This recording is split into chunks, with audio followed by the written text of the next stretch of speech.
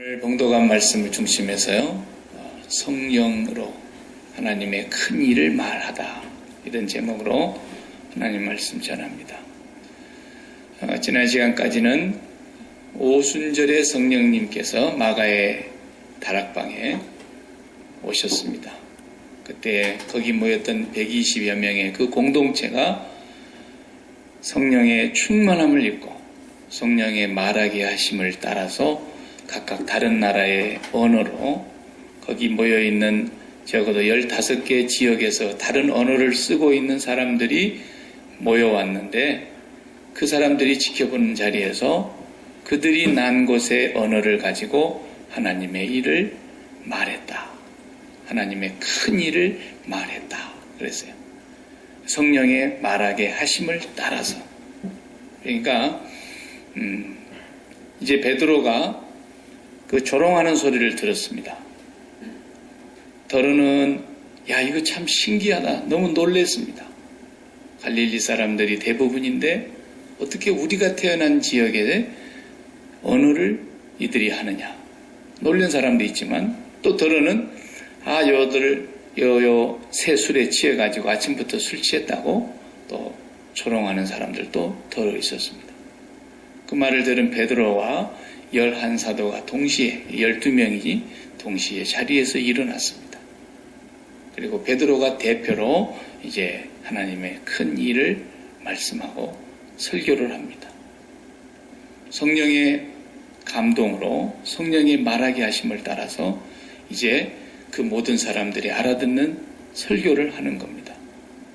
아까는 각각 난 지역의 다른 언어를 가지고 각 사람이 했다고 한다면, 지금은 베드로가 유대인들, 동족들에게, 거기 모인 사람들에게 이제 설교를 하는 것입니다. 그 설교의 내용이 성령으로 감동하셨기 때문에 그 즉시로 그 말이 나온 거예요. 저 같은 사람은 설교를 몇 시간 준비를 해가지고 와야 설교가 나오지만, 지금 여기 본문에 하고 있는 건 베드로가 어제 설교 준비해갖고 온 게 아닙니다. 이미 유대인들이면 다 알아듣는 얘기이기 때문에, 또 구약의 성경을 이미 그들이 익히 잘 알고 있는 내용이기 때문에 말하면 알아들을 수 있는 그런 상황이었죠. 그런데 성령이 감동하시니까 오늘 일어난 이 사건에 대해서 차근차근히 설명을 하게 됩니다. 요엘서를 오늘 본문에서 인용하고 있어요. 요엘서 2장에 나오는 말씀입니다. 요엘 선지자가 예언했던 하나님의 말씀이 4장으로 기록이 되어 있는데, 그 중에 두 번째 장에 그 본문의 말씀을 오늘 사도행전에서 인용했습니다. 때가 제3신이 너희의 생각과 같이 이 사람들이 취한 것이 아니다. 3신은 오늘 우리 시간으로 오전 9시입니다. 오전 9시면 일을 시작하는 시간인데, 아침에 일하기도 시작하기 전에 술부터 먹었을 리가 없죠. 적어도 먹었다면은 오후 일이 다 끝나고서나 뭐 이렇게 먹을 수 있는 거지. 지금 때가 오전 9시인데 우리가 술 취한 게 아니니까 잘 들어보라고. 그러면서 요엘 선지자의 예언의 말씀을 성령으로 인하여 해석하기 시작합니다. 요엘서의 말씀을 그 당시의 사람들이 알고 있었겠죠. 왜? 유대인이니까. 그래서 그 본문의 말씀 우리가 다시 한번 보겠습니다. 17절부터인데요. 일러스되 하나님이 가라사대 말세에 내가 내 영으로 모든 육체에 부어주리니 너희의 자녀들은 예언할 것이요 너희 젊은이들은 환상을 보고 너희 늙은이들은 꿈을 꾸리라. 그때 내가 내 영으로 내 남종과 여종들에게 부어주리니 저희가 예언할 것이요 또 내가 위로 하늘에서는 기사와 아래로 땅에서는 징조를 베풀리니 곧 피와 불과 연기로다. 주의 크고 영화로운 날이 이르기 전에 해가 변하여 어두워지고 달이 변하여 피가 되리라. 누구든지 주의 이름을 부르는 자는 구원을 얻으리라 하였느니라. 이 전체 말씀이 요엘서에 나오는 말씀, 조금 다르게 번역된 부분들이 있긴 합니다. 그러나 내용은 같습니다. 제가 요엘서 2장 28절에서 32절까지 읽어볼 테니까요. 여러분의 성경 말씀과 한번 비교해 보십시오. 그 후에, 말세에 그랬는데 요엘서에는 그 후에 내가 내 영으로 만민에게 부어주리니 너희 자녀들이 장래일을 말할 것이며 너희 늙은이는 꿈을 꾸며 너희 젊은이는 이상을 볼 것이며 그때에 내가 또 내 영을 남종과 여종에게 부어줄 것이며 내가 이적을 하늘과 땅에 베풀리니 곧 피와 불과 연기 기둥이라. 여호와의 크고 두려운 날이 이르기 전에 해가 어두워지고 달이 핏빛같이 변하려니와 누구든지 여호와의 이름을 부르는 자는 구원을 얻으리니 이는 나 여호와의 말대로 시온산과 예루살렘 성에서 피할 자가 있을 것이며 남은 자 중에 나 여호와의 부름을 받은 자가 있을 것임이니라. 이 말씀을 인용한 거예요. 그러니까 성령의 감동이 받으면 하나님의 말씀이 깨달아지는 거예요. 이게 구약의 요엘서의 말씀이 예수님 얘기를 한 얘기인 줄은 그 당시 사람들은 몰랐던 거예요. 내용만 알았지. 이 말씀이 예수님을 얘기하는 거고 이 말씀이 성령을 보내신 오순절을 얘기하는 것이고 이 말씀이 무엇을 뜻하는가를 그들은 잘 못 알았던 거예요. 성령으로 말미암아 하나님의 말씀을 베드로가 지금 설교하고 있는 것입니다. 여기 오늘 본문에는 말세에 그랬고 요엘서에는 그 후에 이렇게 말했어요. 그 말세라고 하는 것이 우리가 말세라는 말을 많이 쓰는데 언제가 말세냐 하면 예수님이 이 세상에 처음 오셨을 때 육신의 몸을 입고 오셨을 때를 말세라 그래요. 성경에서는 그 때를 말세로 시작을 해서 지금 계속 우리가 말세를 살아가고 있는 거예요. 예수님 재림하시는 날까지가 말세를 통틀어 말하는 기간입니다. 그러니까 예수님 재림하신 그때까지는 언제일지 모르나 초림하신 것은 우리가 알죠. 지금으로부터 약 2000여 년 전에 오셨으니까 그때부터서 이미 말세는 시작이 되었고 우리는 벌써 2000년이 지난 세월을 살아가는 말세의 사람들이니까 말세지 말이다 이렇게도 사람들이 얘기를 해요.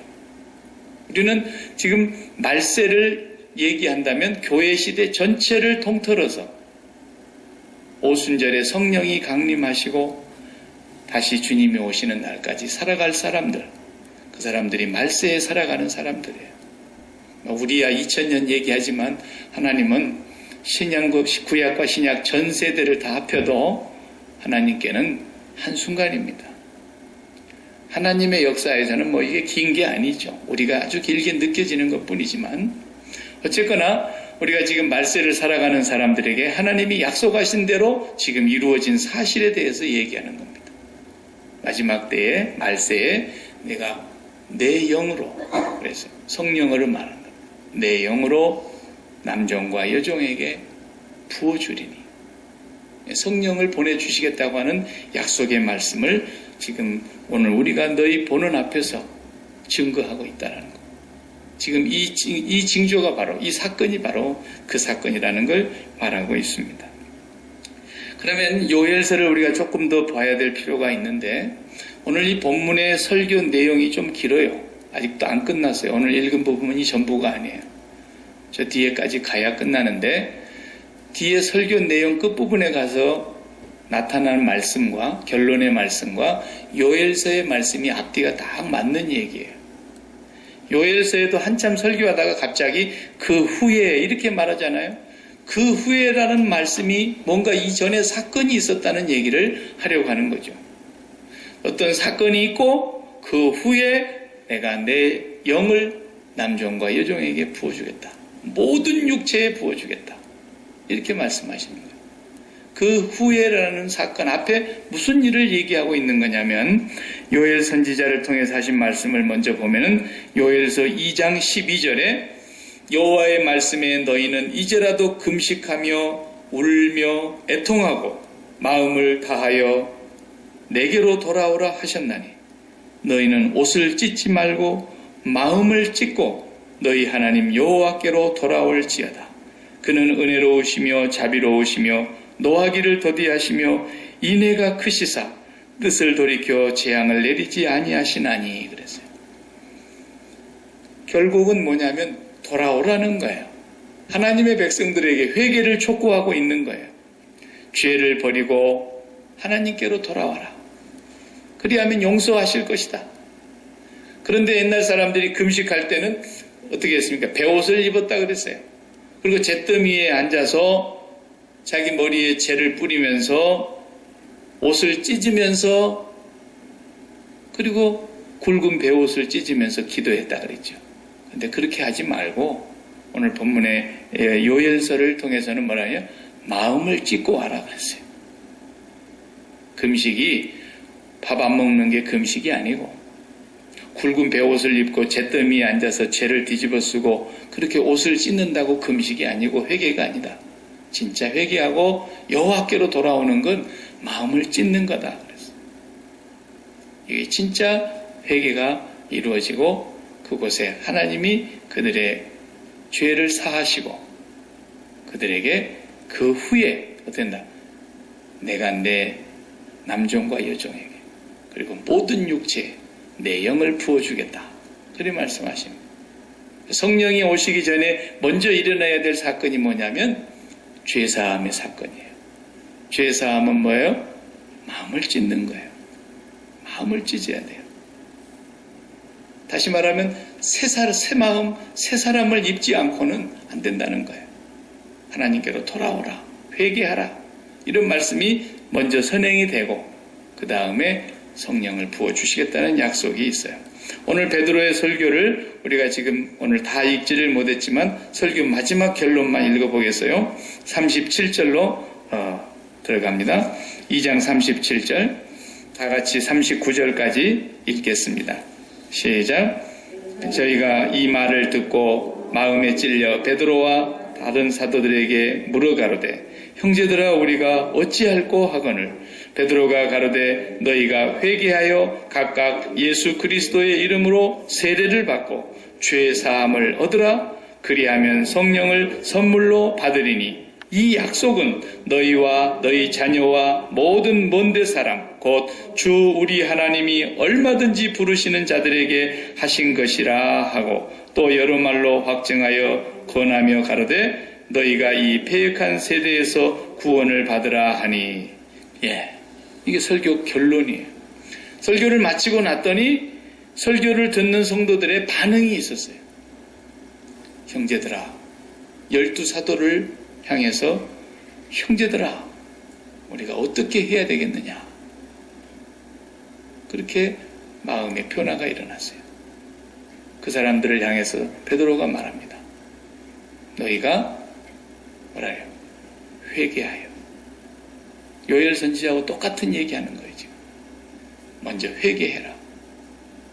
그리고 각각 예수 그리스도의 이름으로 세례를 받아라. 그리하면 죄사함을 얻으리니. 여기가 먼저 돼야 되는 거예요. 예수님이 오셔서 이루신 복음의 사건을 먼저 말씀하고 있어요. 그리하면 성령을 선물로 받으리니 그랬어요. 성령은 오시고 싶어서 안달이 나신 분이에요.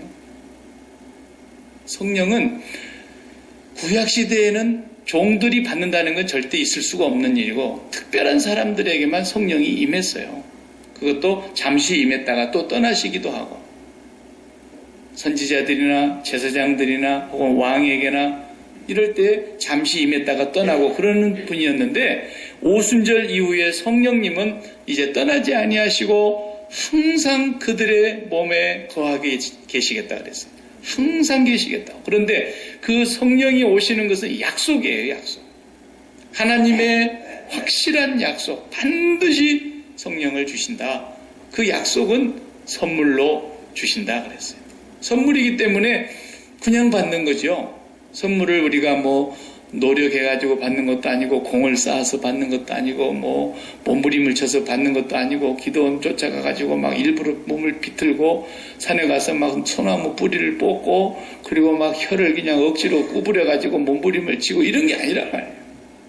성령은 오시고 싶어서 성령은 그 사람 안에서 늘 거하면서 그 사람을 통해서 하나님의 영광을 나타내시려고 성령은 우리에게 약속되어진 선물이라 해요. 네, 성령을 선물로 받으리니 그리하면 성령을 선물로 받으리니 그게 뭡니까? 회개하여 각각 예수 그리스도의 이름으로 세례를 받고 죄사함을 얻으라.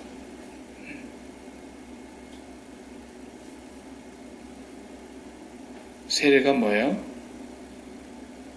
세례는 그냥 머리에 물 바르는 게 세례가 아니에요. 그것은 공적인 제도에 의해서 교회의 회원으로 또 그리스도 안에서 같은 믿음을 고백한다고 하는 것을 온 성도들 앞에서 입으로 시인하고 마음으로 믿는 바를 고백함으로써 우리와 한 가지 한 형제 자매인 것을 공포하는 예식일 뿐이에요. 그보다도 더 근본적으로 선행하는 게 뭐예요? 성령 세례예요. 네. 성령으로 세례를 받아야 돼요. 그것이 예수 그리스도의 이름으로 세례를 받는 걸 말하는 거예요. 예수 그리스도의 이름으로 세례를 받는 그 세례는 죽고 사는 거예요. 세례는 죽음과 삶을 동시에 말하고 있는 거예요. 그것의 형식으로나마 물속에 들어갔을 때는 죽음이요, 물에 잠겼을 때는 죽음이요, 노아의 홍수 때처럼 온 세상이 물에 잠긴 것이 죽음이요, 물 위로 올라오는 삶이 다시 사는 삶이에요. 그래서 세례는 죽음과 삶을 얘기하는데 옛사람이 죽는 것이고 죄악된 사람이 죽는 것이고 세상에 속한 사람이 죽는 것이고 아담의 후손으로 난 원죄의 죽음을 가지고 있는 우리 모두가 다 멸망을 당하는 거예요. 그리고 다시 사는 거예요. 새 생명 가운데 다시 부활의 삶으로 새로운 피조물로 다시 살아나는 그 사건이 세례란 말이죠. 그래서 사도 바울이 세례를 설명할 때는 꼭 죽음과 부활을 곁들여서 설명을 했던 거예요. 로마서를 보면은 로마서 6장 3절에 세례를 가장 잘 설명하고 있어요. 6장 3절에 무릇 그리스도 예수와 합하여 세례를 받은 우리는 그의 죽으심과 합하여 세례 받은 줄 알지 못하느냐 그랬어요.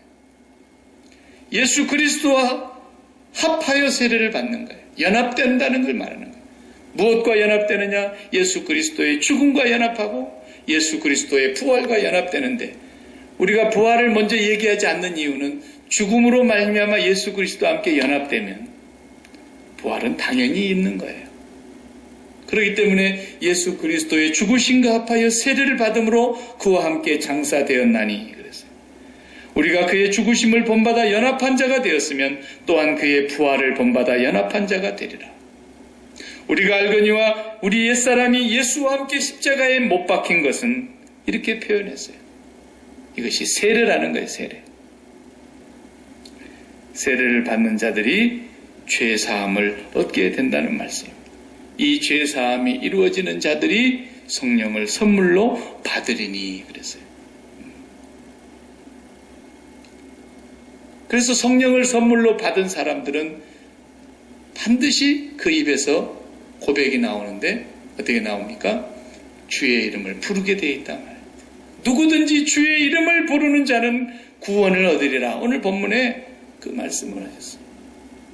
그러니까 이 주의 이름을 부른다는 말도 간단한 얘기는 아니에요, 사실은. 왜? 예수님께서 말씀하시기를 주여 주여 우리가 주의 이름으로 하면서 주님을 부르지만은 구원을 못 받은 사람들이 많았잖아요. 성경은 절대로 오류가 없습니다. 주님의 이름을 부르기는 부르지만 다 주의 이름을 부른다고 구원받는 건 아니라는 것을 분명하게 성경이 말하고 있어요. 앞으로도 그럴 것이고 오고 오는 모든 세대의 교회 안에 주님의 이름을 부르는 사람들이 구원을 얻는다고 했지만 주님의 이름을 부른다는 의미가 중요해요. 로마서 10장 13절에 보면 이런 말씀했죠. 전파하는 이가 없이 어찌 믿으리요 그랬어요. 그리고 믿지도 못한 일을 어떻게 부르겠느냐 그랬어요. 믿어야 부를 거 아닙니까? 예수님을 부르는 자는 그 말은 예수님을 믿는 자라는 말이에요. 예수님을 믿는다라는 말은 우리의 심장이 예수님께 있다는 말이죠. 우리의 심장이 본래는 예수를 알지 못했을 때, 우리가 조선 왕조나 뭐 예수님을 알지 못하는 우리나라에 복음이 들어오기 전에나 우리가 예수님을 아직도 전도받지 못해서 복음을 듣지 못했을 때는 우리 마음이 어디에 붙어 있었냐면 세상에 붙어 있었어요. 그렇지 않습니까? 전부 세상에 붙어 있는 거예요. 이 세상은 잠깐 지나가는 안개와 같은 것인데, 이 안개와 같은 세상에 풀잎에 잇을 맺혔다가 해가 뜨면 말라지는 것처럼 그렇게 짧은 이 세상을 사는 우리 인생들이 온통 마음이 세상에 붙어 있었다. 세상이 전부인 줄 알고 있었다가, 그런데 이제는 세상을 십자가에 못 박은 사람들이요, 세상에 대하여 죽은 사람들이요, 예수를 믿는 사람들이 됐단 말이에요. 예수님께 내 마음을 붙이는 사람이 됐고 예수님께 내 심장을 드리는 사람이 됐다, 그런 뜻이에요. 이런 사람이 주님을 부르는 거예요. 예수님이 나의 생명입니다. 나의 유일한 생명입니다. 예수님이 나의 길입니다. 이걸 고백하는 사람들이에요. 그러니까 생명이라는 것이 예수님을 알지 못했을 때는 뭐가 생명이었어요? 사람마다 달랐을 거예요. 어떤 사람은 자식이 생명. 응? 나는 이 자식 죽으면 살아도 못 살아요. 그래서 어떤 사람은 막 자식 죽으면 같이 죽는 사람도 들어있을 때다. 내가 자식 없이 이 세상을 뭐 하려고 사느냐 그러면서 자식과 함께 생을 끝내는 사람도 있고, 어떤 사람은 인기가 생명. 아닌 것 같죠? 인기가 생명인 사람이 누굽니까? 연예인들, 정치인들. 국민의 인기 없으면 그건 아무것도 아니죠. 투표해서 인기 없는 사람은 끝나는 거 아닙니까? 정치 생명이 끝나는 거. 어떻게 해서든지 나는 이 인기를 내 생명처럼 관리해야 되겠다. 내 인기 떨어지면 사는 게 아니니까. 살아도 살았다고 할 수가 없는 거니까. 그래서 인기가 돈두박질하게 되는 연예인들 보세요. 그냥 슬퍼 먹고 잠 못 자고 우울증에 시달리고 몸부림을 치다가 어떤 사람은 스스로 목숨을 끊어버리는 사람도 있고, 또 얼마 전에 뉴스에 보니까 그 뭐 연예인 아버지가 부모님을 모시고 사는데 연로하신 두 부모님이 두 분 다 치매가 돼서 정말 그분을 모시고 부모님을 공양하기가 너무 힘들었어요. 그래서 부모님을 먼저 돌아가시게 해드리고 자기가 목을 맸더라고. 그렇게 이 세상을 더 이상 살아야 될 의미가 전혀 없어졌다니. 왜? 자기의 생명이 없으니까. 예수가 없는 모든 사람들은 생명이 어디에 있느냐? 땅에 있습니다. 이 세상에 속한 것 중에 뭔가가 있습니다. 돈이 생명일 수도 있고요, 어떤 사람. 그래서 그거 없어지면 그냥 죽음이라고 생각하는 거예요. 그래서 보니까 더 많은 부자도 돈 잃어버리고서는 자살하는 사람도 있고, 어떤 사람은 돈이 많이 있는데 그만큼 가졌으면 없는 사람한테 비하면 굉장히 부자더만 그래도 자살하는 사람이 있고, 그 사람은 돈이 아닌 또 다른 게 뭔가 생명이 있는 거예요. 이것이 그 사람 믿음인 것입니다. 생명이 뭐냐? 나는 주님이 생명입니다. 이 사람이 주의 이름을 부를 때에 구원을 얻는다, 그 말이에요.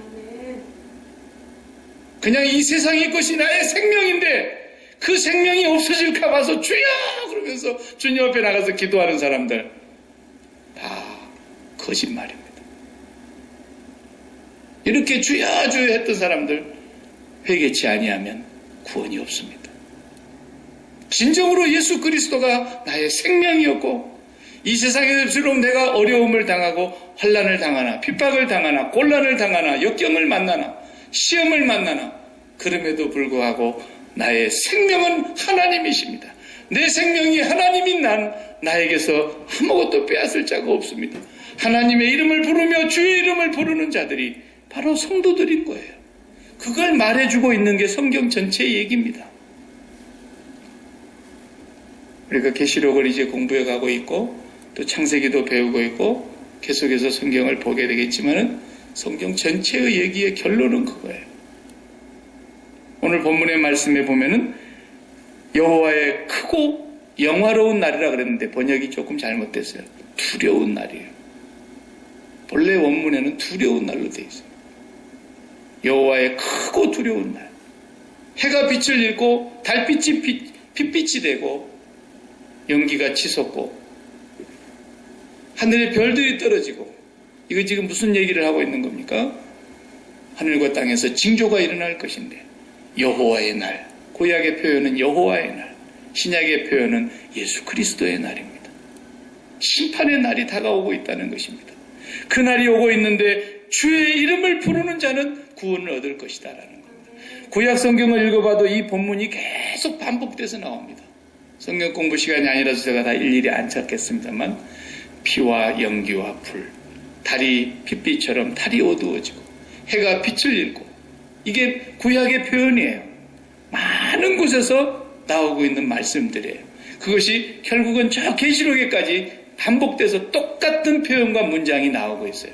무슨 말이냐면, 이 세상은 항상 그 시대에도 하나님 앞에 범죄하는 자들은 심판을 받았어요.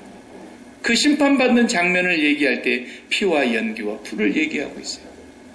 그리고 마지막 때에 이 세상이 영원한 저주와 심판을 당할 때, 그때에도 피와 연기와 불을 얘기하고 있어요. 그것과 이것이 다 통틀어서 전 시대에, 교회의 시대에 하나님의 심판이 계속되어 이루어지고 있다고 하는 사실입니다. 그것이 이루어질 때마다 하나님의 백성들은 깨달으라는 거예요. 어디에서 지진이 일어나서 많은 사람이 죽었다. 물론 안타깝죠. 그러나 그 사건을 보면서 깨달으라는 거예요. 그것이 앞으로 마지막 때는 얼마나 큰 지진이 일어날 것인가를. 바닷물이 한 번도 그 금을 그어놓은 채로 넘어온 적이 없잖아요. 창세 이후로. 바닷물이 이상하게 그 금 그어놓은 그 지역으로 하나님께서 금 그어놓은 이상 안 넘어와요. 왜? 달과 지구가 한 초도 틀림이 없이, 한 각도도 비틀어짐이 없이 창세 이후 지금까지 하나님이 운행하시고 하나님이 붙들고 계시기 때문에 그대로 달의 기울기도 한 번도 바뀌질 않아요. 변하지 않고 달의 기울기조차도 똑같고. 그런데 이것이 잠깐 어느 일부분만 흔들으면 어떤 일이 벌어집니까? 쓰나미가 일어나서 바닷물에 그어놓은 선을 넘어오지 않습니까? 엄청난 재앙이 일어나서 서남아시아 같은 데서는 상상할 수 없는 인간들이 한순간에 목숨을 잃습니다. 근데 그것이 그쪽의 사건이냐? 아니라는 거예요. 언제든지 일어날 수 있는 일이며, 너는 안 죽을 줄 아느냐? 나는 병 안 걸릴 줄 아느냐? 너도 언젠가는 그것이 너의 일이 될 것이라는 거예요. 순식간에 일어날 것이라는 거예요. 하나님이 마지막 때가 되면은 그 온 전체를 붙들고 계시는 것을 한순간에 놔버린다면 어마어마한 재앙이 일어날 것입니다. 그 모든 것을 다 통틀어서 피와 연기와 불이라고 성경은 표현하고 있는 거예요. 그러나 누구든지 주의 이름을 부르는 자는 구원을 얻을 것이다. 반드시 보호하십니다. 언제나 하나님이 그 사람은 보호하신다고 성경에 약속하셨습니다. 그렇기 때문에 우리가 이 세상을 살면서 이 마지막 때에 살아가는 우리들이 고난이 오면 올수록 뭘 깨달으라는 얘기입니까? 남에게 고난은 올 때는 그것이 나한테 올 줄 모르는 사람처럼 살았지 않습니까? 누가 암이 걸려서 죽어간대. 그러면 나하고는 별로 상관이 없는 것처럼 우리는 무감각하게 살 때가 참 많습니다. 누가 교통사고로 죽었다더라. 어떤 사람 비행기를 타고 가다 비행기가 추락해서 죽었다더라. 어떤 사람 배가 침몰해서 죽었다더라. 수많은 뉴스를 우리가 접하면서도 그것이 나한테 이 말이라고는 생각하지 않고 산단 말이에요. 대부분이. 나에게 그런 일이 일어날 것이라고 생각하는 사람은 별로 없어요. 그런데 불현듯이 알 수 없는 순간에 나에게 그런 날이 온다라는 것입니다. 이것이 인생이라는 거예요. 그걸 깨달을 때마다 이 모든 피조물들도 다 깨어지는 날이 올 것입니다. 로마서 1장에 보면 천지 만물이 하나님의 아들이 나타나기를 고대한다 그랬지 않습니까? 만물도 탄식하고 있다 그랬지 않습니까? 온 세상이 다 신음하고 있습니다. 그리고 새하늘과 새 땅이 펼쳐지기까지 온 세상이 하나님을 바라보고 탄식하고 신음하고 있는 거예요. 그렇기 때문에 우리가 어려운 환란이 오면 올수록 더 기뻐해야 될 것이 뭐냐? 하나님의 백성들은 반드시 보호하시며 그 교회를 반드시 하나님이 지키시며 그 택한 백성은 반드시 하나님이 잃어버리지 아니하시는 그날이 오고 있다고 하는 사실을 우리가 또 확인하는 거예요. 우리가 이 어려운 문제를 닥치면 이 세상에 마음을 둔 사람 같으면, 세상에다가 생명을 두고 사는 사람 같으면 사네 못 사네 난리를 칠 텐데, 이 세상의 문제가 터지면 터질수록 우리는 이 세상에서 마음을 띄우라고 하시는 하나님의 신호인 것을 알고, 이 세상에 마음을 붙이지 말라는 것이라는 걸 알고, 매일매일 성령으로 충만하여 하나님과 더욱 깊은 관계를 갖고 살아가는 사람이 되어야 한다는 것입니다. 지금까지는 땅에만 관심을 갖고 살았던 제자들마저도 성령이 임하고 나서는 이들이 땅과는 모든 관계가 끝났습니다. 땅에 대해서 완전히 죽었습니다. 온전히 하나님께 대해서만 살고 있습니다. 예수 그리스도로 말미암아 철저하게 세상에 대해서 죽고, 그렇기 때문에 그 증거가 나타나고 있는 것입니다. 날마다 성전에 모이면 기도하기를 힘쓰고, 성도들이 모이면 떡을 떼기도 힘쓰고, 그리고 자기 것을 다 팔아다가 나누어주면서 아무도 자기 것이라고 말하는 자가 없더라. 그게 무슨 말이냐면, 이 세상에 더 이상 마음을 붙이는 것이 하나도 없어졌다고. 아, 이건 정말 잠깐이구나. 이 날이 우리에게 다가오고 있구나. 하나님께서 우리를 심판하시는 그 날이 오면은 세상은 영원히 저주를 받는 날이지만, 우리는 하나님께서 영원한 생명으로 우리를 인도해 가시는 날이구나. 그렇기 때문에 이 세상에서 우리 성도들이 환난을 당할 거라 그랬지, 사고를 안 만날 거라고 그런 말은 성경이 없어요. 예수 믿는 사람이라고 해서 고난을 당하지 않는다는 말이 성경에 없고, 예수 믿는 사람이라고 해서 가난하게 사는 그런 사람이 없을 거라는 말도 성경에 없어요. 만약에 예수 믿고 날마다 사고가 나지 않고, 예수 믿는 사람 질병도 생기지 않고, 예수 믿는 사람은 부자로 살고, 예수 믿는 사람 성공하고, 사기꾼이에요. 결단코 말하지만 사탄의 사람이에요. 성경 어느 곳에서도 창세기부터 계시록까지 그렇게 말하는 것 단 한 곳도 없어요. 이 세상에서는 절대로 그렇게 되어 있지 않아요. 어려운 문제가 온다 그랬어요. 그래서 사도 바울은 뭐라고 말합니까? 그렇게 우리들보다도, 우리 시대보다도 고통을 많이 당했고, 핍박을 많이 당했고, 위험을 많이 겪었고, 말로 다 할 수 없는 굶주림과 헐벗음과 매맞음과 말로 표현할 수가 없는 고난을 당하신 분인데도 불구하고, 현재 임하는 고난은 장차 임할 영광과는 좋게 비교할 수가 없다 그랬어요. 비교할 수가 없다. 얼마나 하나님의 영광을 크게 그분은 보았기 때문에, 삼층전에서 말로 다 할 수 없는 걸 듣고 보았기 때문에 오늘 우리가 당하는 이 고난은 아무것도 아니라는 거예요. 그리스도인들이 하나님의 나라에 가기까지는 많은 환난을 겪어야 될 것이라고 말했지요. 이 세상에서 사고가 없는 삶을 살 것이다. 이 세상에서 죽지 않고 병들지 않는 삶을 살 것이다. 이건 사탄의 소리인 것이에요. 그렇게 얘기하는 사람들이 계시록에 다 나옵니다. 그게 세상 사람들이 하는 얘기가 아니라 교회 안에 거짓 교사들이, 교회 안에 거짓 진리를 퍼뜨리는 사단의 거짓 선지자들이 많이 있을 거라고 주님이 말씀하시지 않습니까?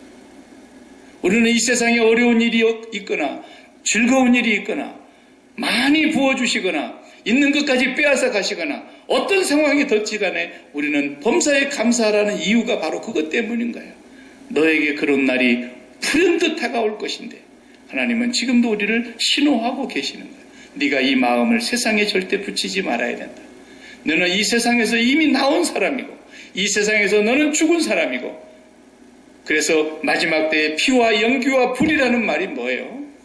그게 십자가를 지금 얘기하고 있는 거예요. 2000년 전에 주님이 십자가에 달리던 그날, 해도 빛을 잃었고, 해가 빛을 잃자 달도 빛을 잃었고, 온 땅이 시커먼 구름으로 온전히 다 가려워졌고, 하나님의 진노와 심판과 저주와 그 무서운 진노가 임하는 날이었어요. 그날 그 모든 진노를 예수 그리스도께서 십자가에서 다 받으신 거예요. 그때 우리가 이 세상의 저주와 심판이 우리에게서 끝난 것인 줄로 믿습니다. 그렇기 때문에 오늘 또 예수 그리스도의 그 십자가 아래서 그것을 붙잡고 이 세상에 대하여 죽고 이 세상에서 마음이 떠야 그 사람이 성령의 사람이고 하나님의 사람이고 그 사람만이 진심으로 주의 이름을 부를 수 있는 거예요. 이 세상에 마음을 붙이고 주님의 입을 부르는 사람은 그날에 주께서 다 가려내실 거예요. 가려내실 거예요. 고난이 올 때 기뻐하시기 바랍니다. 아, 이 세상의 마음을 떼어라는 하나님의 사인이구나. 핍박이 와도 하나님 앞에 우리가 기뻐해야 될 이유가 바로 그것 때문이에요. 더 많은 핍박이 있을 거라 그랬어요. 앞으로 우리가 믿음을 지키고 가려면 더 어려운 일을 많이 겪어야 될 것이고 어떤 면에는 더 많이 손해를 봐야 될 것이고 더 많이 바보처럼 살아야 될 거라는 거예요. 그것이 그리스도인들이 가는 길이에요. 그래도 장차 임할 영광과는 비교할 수가 없기 때문에 날마다 예수 그리스도 안에서 하나님을 바라다 보면서 날마다 주의 이름을 부르면서 이 땅에서 우리가 열심히 살아야죠. 이 땅에서 열심히 주어진 책무를 다해야죠. 이 땅에서 우리가 갖고 있는 직장 생활에 성실해야죠. 놀고 먹을 수는 없는 거 아닙니까? 우리에게 주어진 모든 삶의 형편에 가정에서 일터에서 우리가 열심히 살아야 되는 건 사실입니다. 그러나 우리가 그쪽에 마음을 절대 두어서는 안 됩니다. 이것이 그리스도인이 가야 되는 길입니다. 그날의 환난 후에 즉시 해가 얻어지며 달이 빛을 내지 아니하며 별들이 하늘에서 떨어지며 하늘의 권능들이 흔들리리라. 그때의 인자의 징조가 하늘에서 보이겠고 그때의 땅의 모든 족속들이 통곡하며 그들이 인자가 구름을 타고 능력과 큰 영광으로 오는 것을 보리라 그랬습니다. 예수님께서 마지막 때의 징조를 그걸 말씀하셨습니다. 그러면서 그 큰 하나님의 심판이 임하는 것을 보는 멸망의 백성들이 다 어떤다 그랬어요. 두려워서 산들아 우리 위에 차라리 무너져서 높은 건물들아 우리 위에 넘어져서 무너져서 차라리 우리를 깔아뭉개달라는 거예요. 얼마나 하나님의 심판이 무섭고 크고 놀라운 심판이며 그러나 그날에 하나님의 백성들은 하나님이 털끝 하나도 상치 아니하도록 그 교회를 보호하시고 죽음에서 건지시겠다고 하시는 것입니다. 계시록에서 그걸 약속하는데 분명히 말씀하셨습니다. 사랑하는 성도 여러분, 성령이 임하는 그 사건은 우리가 이 땅에서 잘 되고 다른 사람들이 없는 것 우리가 갖고 누리고 다른 사람보다 우리가 더 높이 올라가고 그렇게 살기 위해서 성령을 보내주신 것이 아닙니다. 성령이 오시면 오늘 말씀 찬송가 불렀던 대로 너희 자녀들은 예언할 것이요. 너희 젊은이들이 환상을 보고 너희 아비들이 꿈을 꾸게 될 것이다. 이 얘기는 무슨 연령대별로 은사가 나타난다는 얘기가 아니라 지금까지 이 세상에 소망을 두고 세상에서 꿈을 가지고 세상에다가 생명을 두고 살아갔던 모든 사람들이 세상과는 끊어지고 하나님과 연결이 되어서 하나님의 뜻, 하나님의 마음, 하나님의 말씀, 하나님의 소원과 계획이 우리의 삶을 통해서 우리의 입술을 통해서 나타나고 열매 맺게 될 것이라는 거죠. 고작 젊은이들이라고 해봐야 꿈을 갖는다는 것이 내가 좋은 대학을 가가지고 좋은 직장을 가가지고 좋은 연봉을 받는 사람이 되어서 좋은 결혼을 해가지고 이 땅에서 안정된 삶을 살아야 되겠다. 저주받는 삶이라는 겁니다. 한마디로. 예수가 없는 사람들이 다 그걸 추구하고 있는 거예요. 우리도 그렇게 살 수 있어요. 또 주시면 그렇게 살아야 돼요. 그러나 그것이 우리의 마음을 치솟고 그것이 우리의 마음의 중심이 돼서는 아니 되고 우리에게 어떤 삶을 주시든지 간에 그런 고작 세상에서 있는 꿈, 그런 환상을 젊은이들이 가져서는 안 된다는 겁니다. 우리의 젊은이들이 하나님의 나라를 위해서 복음을 위해서 이 땅에서 하나님의 나라를 선포하면서 살아가는 그런 자녀들, 하나님의 나라를 증거하는 삶을 살아가는 자녀들, 그것이 하나님께서 성령을 보내신 이유라는 겁니다. 연세가 많으신 분은 이제 은퇴하시는 분들을 얘기하는 거 아닙니까? 요엘서는 보면 너희 늙은이들이라 이렇게 표현했고, 오늘 여기 오는 아비들은 그랬어요. 연세를 많이 잡수신 분들은 이 세상에서 은퇴하시는 분들을 말하죠. 은퇴하는 나이는 사실 외로운 나이입니다. 아직 저는 은퇴를 안 해봐서 모르지만 은퇴하신 선배 목사님들하고 종종 이제 외로우면 제가 모셔서 식사를 나눠본 적이 있습니다. 그러면 목사님들이 참 많이 외로워하세요. 왜냐하면 이제 양이 없잖아요. 주님의 양떼가 없으니까 오란 사람도 없고 갈 곳도 없고 어설프게 어디 가면은 눈치나 보이고, 그러니까 참 이게 애매한 자리더라는 거예요. 외롭고, 그리고 이제는 원치도 않는 나이가 되다 보니까 원치 않는 질병도 하나씩 찾아오고, 질병의 소식과 함께 이제 옆에 동료들이 하나씩 세상을 떠나가고, 두려움의 자리요, 외로움의 자리요, 꿈이 없어요. 그런데 성령이 임하면 그렇지 않다는 거예요. 성령이 충만하면 이 세상에서 은퇴가 없더라는 거예요. 무슨 일을 하든지 하나님의 영광을 이 세상에서 비추면서 살게 되고, 가난하나 부하나 많이 배우나 못 배우나 남자나 여자나 누구든지 성령을 부어주시면 성령을 받는 사람은 성령으로 말미암아 하나님의 소원을 알게 되고 하나님의 뜻을 알게 되고 하나님의 마음을 알게 되니까 이 땅에서 사는 삶이 은퇴가 없이 신나더라는 거예요. 그러니까 75세까지 그냥 저냥 살다가 죽을 뻔했던 아브라함도 75세의 부름을 받아서 성령을 받고 새 사람을 살았어요. 모세는 80세에야 비로소 성령을 받고 새 사람을 살았어요. 갈렙은 85세에도 가나안 땅에서 선두주자로 살았어요. 그렇기 때문에 성령으로 살아가는 사람은 나는 이제 이 세상 다 살았는데 뭐 이렇게 살지 않더라고요. 이제 조금 지나면 러시아 소치에서 동계올림픽을 한다고 지금 가끔 방송에 나오고 그럽니다. 참 저는 그 하나님 은혜로 소치를 한번 다녀온 경험이 있는데, 그 올림픽 그 장소에 가서 우리 장신 선교사님, 선배 목사님을 만났어요. 거기 가서 만나서 이제 선교지를 같이 돌아다니면서 같이 예배드리고, 거기에 고려인들이 많이 모여 살더라고요. 소치가 보니까 고려인들을 중심으로 이제 선교를 펼쳐나가고 계셨어요. 연세가 71세였어요. 제가 만날 때. 아마 지금 어떻게 됐는지 모르겠어요. 제가 2000년도에 만났으니까. 근데 그분은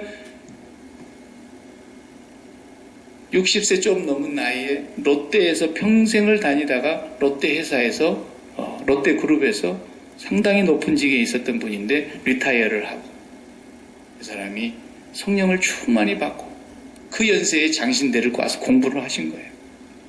그리고는 목사가 돼가지고 선교사가 되어서 자기가 러시아를 향해서 간 거예요. 연세가 70이 넘었는데 목사 되려고 그러면은 상당한 세월을 보내야 되지 않습니까? 시간만으로도. 그렇게 공부를 해서 그 다음에 선교사로 또 보냄을 받아서 거기 가서 선교를 하고 있더라고요. 얼마나 왕성하게 활기차게 선교를 하는지. 하나님의 성령이 충만하게 되면 이 세상에서 우리가 다 살았다가 아니라는 거예요. 아비들도 꿈을 꾸더라는 거예요. 우리가 그렇게 살아야 됩니다. 날마다 성령 충만을 하나님 앞에 간구하시고, 구하라, 찾으라, 두드리라, 그리하면 성령을 선물로 주신다 그랬거든요. 구하는 자에게 성령을 주시지 않겠느냐 그랬잖아요. 매일매일 우리가 성령 충만을 구하고, 이 땅에 살면서도 하나님의 나라의 계획, 하나님의 나라의 꿈, 하나님이 갖고 계시는 그 소원, 그것을 우리 마음에 품고 이 땅에서 살아가는 거예요. 선교사님들 위해서 기도하고 중보하고, 우리가 그들을 위해서 할 수 있던 모든 일들을 또 뒷바라지하고 후원하고, 그런 일들도 참으로 귀한 일이에요. 어떤 일을 하든지 간에 저와 여러분이 이 땅에서 은퇴가 없는 삶을 살았으면 좋겠습니다. 성령 충만해서. 그리고 마지막에 주님이 부르실 때면 주님 너무 길었습니다. 이제야 저를 놓아주시는군요. 감사합니다. 그리고 이제 가는 거죠. 네. 언제나 우리에게 그런 준비가 다 돼 있어야 됩니다. 오늘 사도 베드로가 성령의 강림을 통해서 이제 하나님의 성령을 받은 사람들이 어떻게 살아야 되며, 하나님의 성령께서는 왜 우리에게 오셔서 우리를 떠나지 아니하시고 우리를 성전으로 삼고 영원히 거하시면서 우리를 통해서 하나님의 큰 일을 해나가시는가. 저와 여러분이 이제 남은 시간을 날마다 그것을 간구하고 사모하면서 하나님 나라에 의해서 살아갈 수 있기를 축복합니다.